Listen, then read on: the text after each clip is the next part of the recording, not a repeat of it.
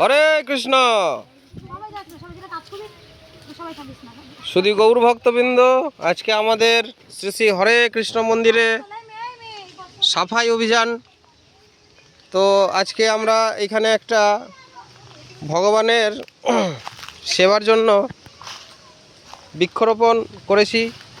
তো এই বৃক্ষ হচ্ছে, আপনারা সকলেই চেনেন, যাকে আমরা কাঠফুল বলে সকলেই চিনি।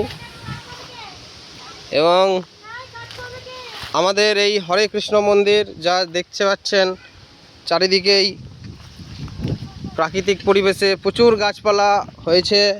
তো আমাদের এটা হচ্ছে শ্রী শ্রী হরে কৃষ্ণচন্দ্র ভগবানের বাগান, যেই বাগানে ভবিষ্যতে আমাদের উদ্যোগ আছে। এখানে আমরা বিভিন্ন ধরনের পুষ্প মানে ফুল, বিভিন্ন ধরনের ফুল ভগবানের সেবার জন্য আমরা এখানে রোপণ করব এবং সেইটা দিয়ে ভগবানের শৃঙ্গার হবে এবং ভগবানকে সেই পুষ্প দিয়ে সাজানো হবে।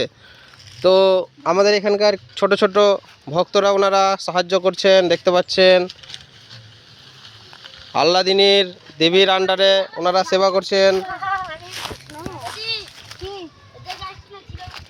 বিভিন্ন রকম পুষ্প ইতিমধ্যেই আমাদের এখানে রোপণ করা হয়েছে এবং সেইগুলো আপনারা দর্শন করতে পারছেন।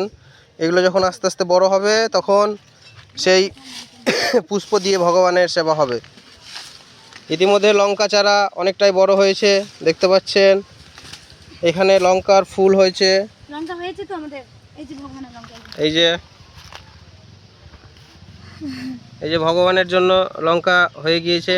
এই লঙ্কাগুলো দিয়ে ভগবানের রন্ধন হবে, দর্শন করতে পারছেন। হরে কৃষ্ণ। আপনারা আনন্দ পাচ্ছেন?